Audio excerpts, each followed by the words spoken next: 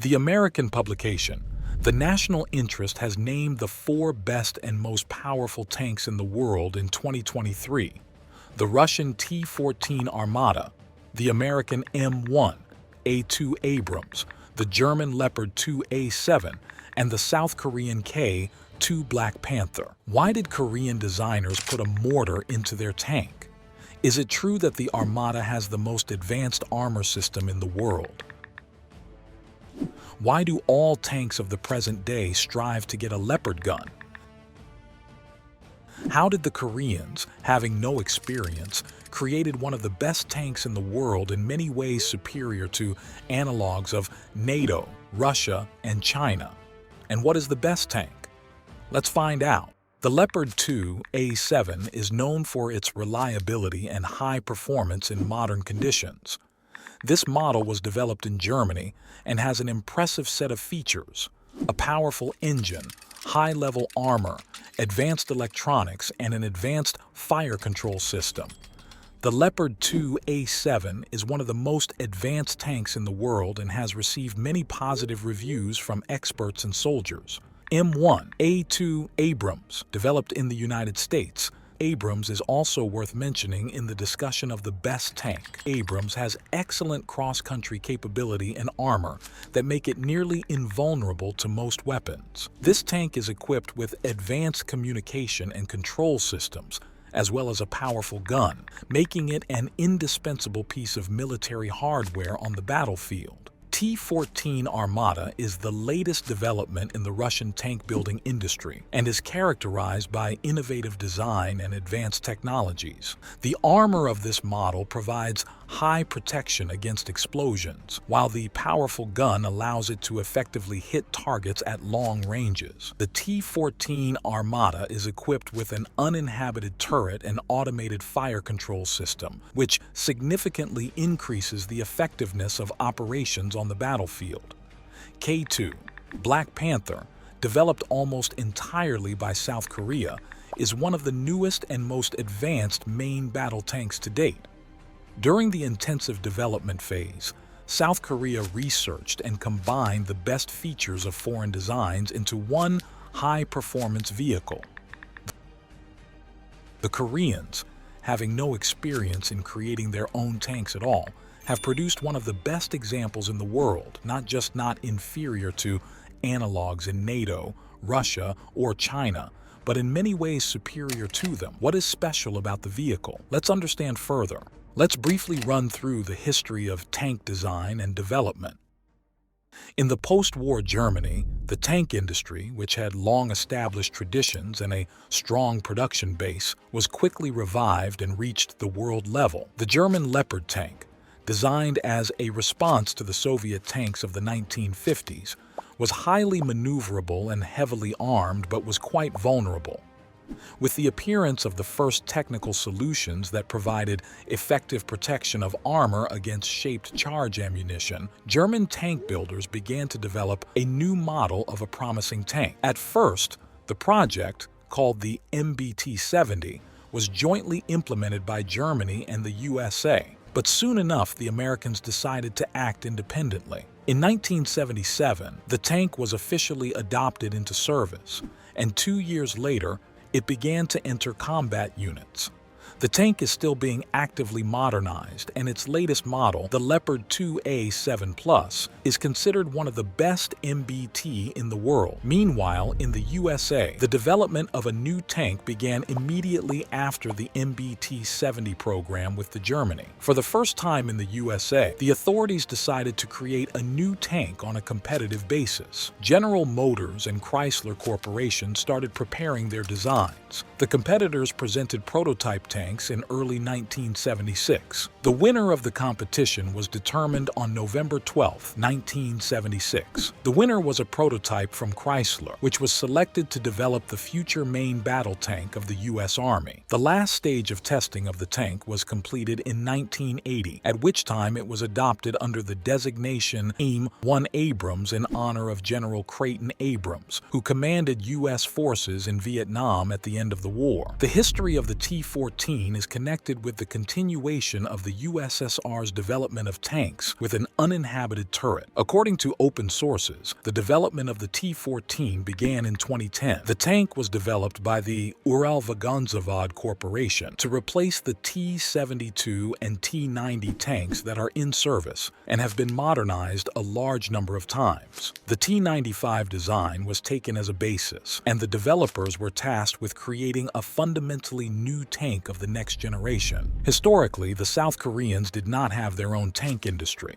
With the transition to the third generation of vehicles, they started production of their own tank K-1, which was a licensed copy of the M1 Abrams, but which was constantly modified. Koreans in parallel were engaged in the development of various military electronics, and by the end of the 90s, they thought about their own vehicle. From 2003 to 2011, tests were held, and in 2014, the vehicle entered service. Of course, it is easier to assess the tanks of World War II. You just need to know the thickness, alloy, angle of inclination, and, in principle, you already have an idea. Passive armor, as a rule, composite, with inserts of special alloys or ceramics, which have their advantages and disadvantages in countering both BOPs and shaped charge jets. Dynamic add-on modules for countering, first of all, shaped charge ammunition. The Leopard's designers attempted to achieve an increased level of protection for the tank through the use of modern welded turret and hull structures, with the use of third-generation multi-layer combined armor. The internal surfaces of the tank's fighting compartment are covered with fabric subboards made of high-strength fiber. The angles of the armor plates are as close to sharp as possible. The total thickness of the armor in the most vulnerable projections exceeded 1 meter. The Leopard 2A7 modernization package has improved protection, with overlapping elements covering the entire turret and frontal part of the hull, as well as 2/3 of the sides, to protect the tank from all types of grenade launchers, primarily RPG-7, mines, improvised explosive ordnance, cluster munitions, and anti-tank missiles with any guidance systems. In addition to the external armor, the tank's interior space is divided by partitions made of armored steel. The engine compartment is separated from the combat compartment, and the ammunition bay at the rear of the turret has an armored wall. In the first versions of the Abrams, the main armor is one of its weak points. The thickest part is predictably the turret forehead, which gives the equivalent of 600 mm of armor. M1A2 SEP modification has uranium armor not only in the forehead of the hull, but also in the turret. The tank is perfectly protected from any threats from the front, but due to design features, it has a vulnerable place between the hull and turret. Combat encounters have shown that armor does not save Abrams from hits from cheap ATGMs in the sides, so the Tusk complex was created, adding dynamic armor on the sides, bottom armor and shields to protect the crew when observing from the hatch. Protective walls separating the ammunition, fuel from the crew increase their chances of survival.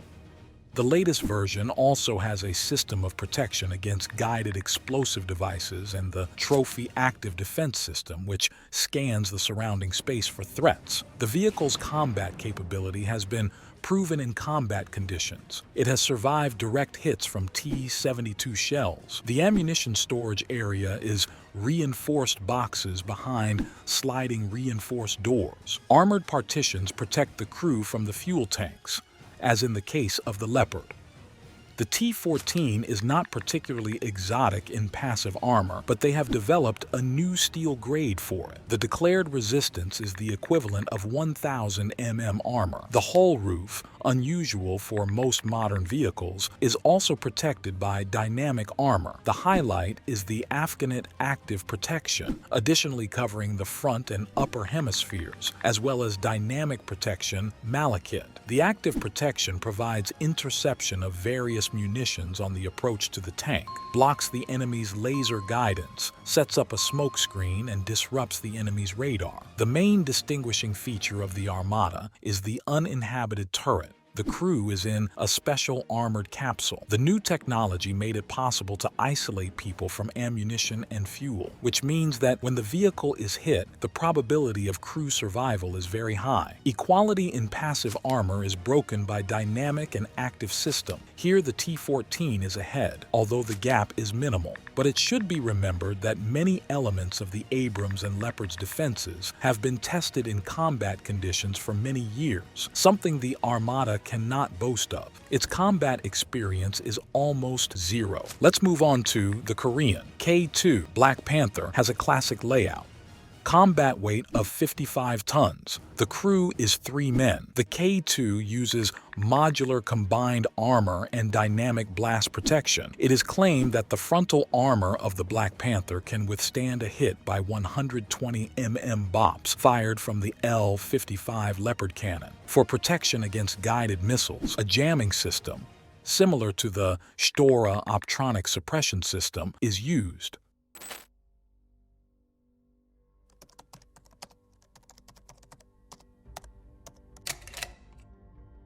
The main gun of the T-14 Armata tank is a 125 gun with the traditional automatic loader for Russian tanks. The combat rate of fire reaches 10 to 12 rounds per minute. The absence of a loader allowed the designers to reduce the armor volume of the vehicle, and the automatic gun is able to maintain a constant rate of fire throughout the battle. The Leopard 2 A7 tank is no less destructive and truly powerful. Like its predecessors, it is armed with a 120mm gun manufactured by Rheinmetall. In the process of modernization of the tank, the length of the barrel was changed, which on this modification is 55 caliber. The smoothbore gun allows the use of different types of ammunition. For the defeat of armored targets, the main type is a sub-caliber projectile. Together with the gun, the ammunition was modernized, which received a longer striking element with perfect aerodynamics. The velocity of the projectile increased due to more powerful charge and longer acceleration time in the barrel of the extended cannon. The L-55 gun is considered the most advanced artillery system used in modern tanks. The situation with the Abrams is a little worse. Since 1985 and to this day, all Abrams tanks are equipped with the same 120mm smoothbore gun as the Leopard, but with the name M256 because it is a licensed version of the German Rheinmetall L-44 gun. The difference is that the barrel of the American tank is shorter by 11 caliber, which reduces range and worsens ballistics. M1A2 Abrams has a high level of firepower due to specialized combat electronics. It, as well as its two rivals, can fire various types of projectiles, including anti-tank shells, shaped charge, high explosive, and others. The trio is also equipped with advanced target detection, guidance, and fire control systems, which allows them to quickly and accurately engage targets at various distances. The main guns have been dealt with. How about additional ones? The Armata's armament allows it to engage targets both on the ground and in the air. In addition to the main gun, the T-14 is equipped with a 12.7 EM caliber anti-aircraft machine gun with remote control and a range of up to 1.5 kilometers to engage air targets. The Leopard and Abrams are also equipped with machine guns of the same caliber. Also, the Russian and American tanks have a twin machine gun of 7.62 mm caliber on board to destroy enemy infantry. The German, in turn, boasts a 76 mm grenade launcher. Finally, let's talk about the Korean K2 Black Panther. The main weapon is represented by a local variation of the German cannon 120 mm and 55 caliber long. Yes, absolutely the same gun is on the Leopard. It would seem that there is nothing to add here. The gun is very good, but there is no innovation here. However, the Koreans, in addition to their own copies of programmable ammunition, have developed their own special rocket projectile. Everyone knows about javelins working in the top attack mode, and here is a projectile that can attack in the same way. Fired on the mortar, it gains altitude and then descends by parachute. This system allows not to demask the tank for detection systems and effectively attack enemy tanks in a low-protected upper projection from distances of up to 8 kilometers. The superiority over the standard shells of the previous 3 tanks is obvious. The defeat does not depend on the landscape and vegetation. In addition, the Koreans have solved the problem of loading. In the automatic loader versus loader debate, they chose the former, but implemented not the Russian principle, as in the Armata, but copied the French belt conveyor system, in which the conveyor is separated from the fighting compartment and equipped with Abrams-style bouncer panels, giving the crew a chance of survival in the event of detonation.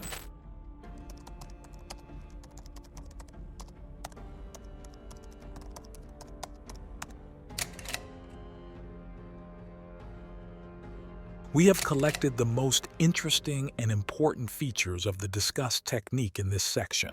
Let's continue about the Black Panther. Creating a modern weapon is not so important to increase the caliber of the gun and armor thickness. The experience of modern conflicts shows that control and communication systems are crucial. Here is what is from the electronics, which increases the combat capabilities of the vehicle by an order of magnitude. Tank and combat information and control systems. BIAS. The system of identification of friend-foe, electronic warfare equipment, radar detector, and radar jammer. To understand the advantages of the BIAS,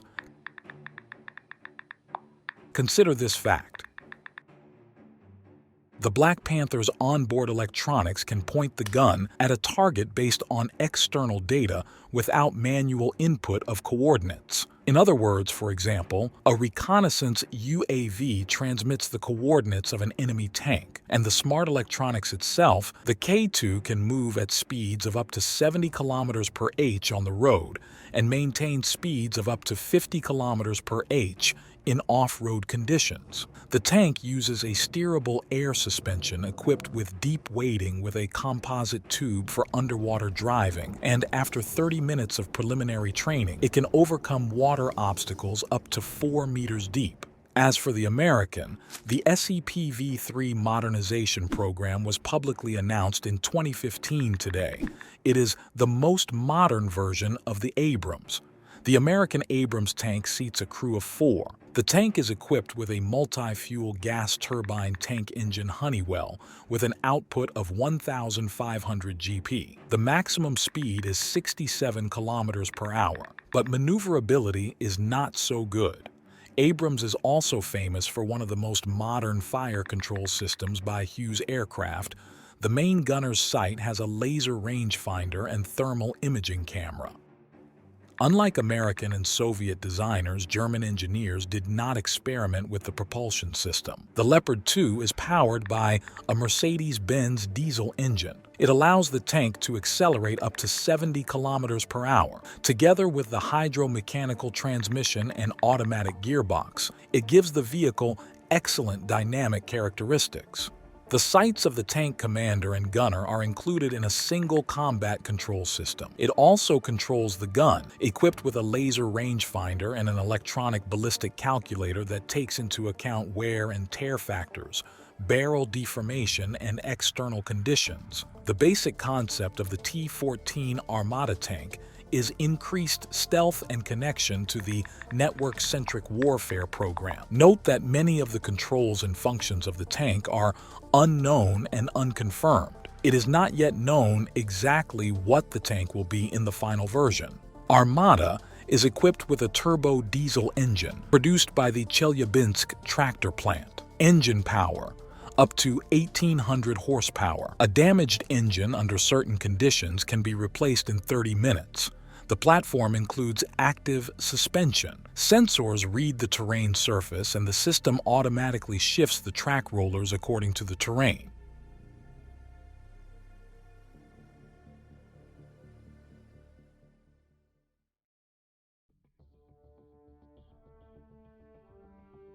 Despite its merits, the family of tanks, which includes the Leopard 2A7, can be called the most unmilitary tanks. Their combat use was limited to operations in Afghanistan, where they were not opposed by any enemy tanks. Nevertheless, this main battle tank forms the basis of the armored forces of Germany, Holland, Denmark, and other European countries. As for the combat use of Abrams tanks, they were first used during the Persian Gulf War in 1991. At that time, 1,800 Abrams of different models were sent to Iraq. There, they had to fight with outdated T-72s. Naturally, the winners in such battles were American tanks.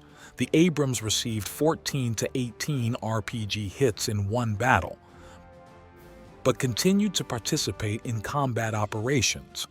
According to media reports, the newest Russian T-14s were involved in an offensive operation by Syrian government forces, where they underwent their first run-in. However, there is no confirmed information on this. Also, a source from the RIA Novosti news agency says that Russian troops have begun using the latest Armata tanks to conduct fire in the war zone in Ukraine. The Korean K2 has obviously not yet participated in combat operations, but the machine traditionally shows its best side at tests.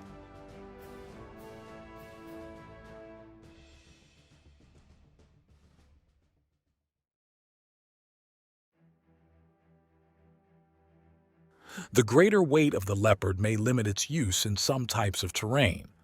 The tank's high power and speed require a high level of crew training, and its cost is significantly higher than that of its analogues. At the same time, the tank is equipped with the most advanced electronic control systems and has one of the best armor systems. The Armata tank, with an uninhabited turret and the crew in an armored capsule, is a new generation tank. The Armata surpasses the Leopard and Abrams in terms of defense and armament. The Abrams defense is much lower, has many weakened areas, but with new modifications and improvements is not far behind. In terms of mobility, the T-14 will be a step behind the Leopard and slightly superior to the Abrams tank due to its lower mass.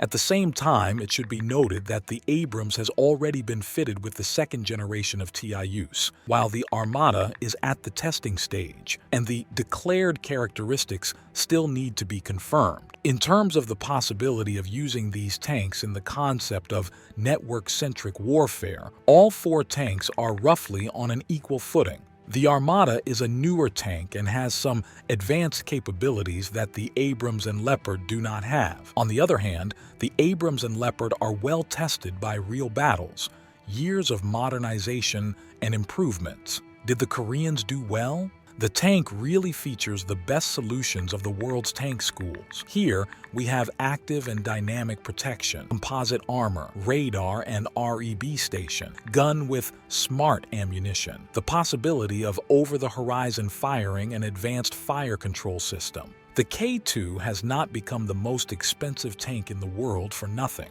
Only combat use can show how effective it is. Which tank is the best in your opinion? Write it in the comments.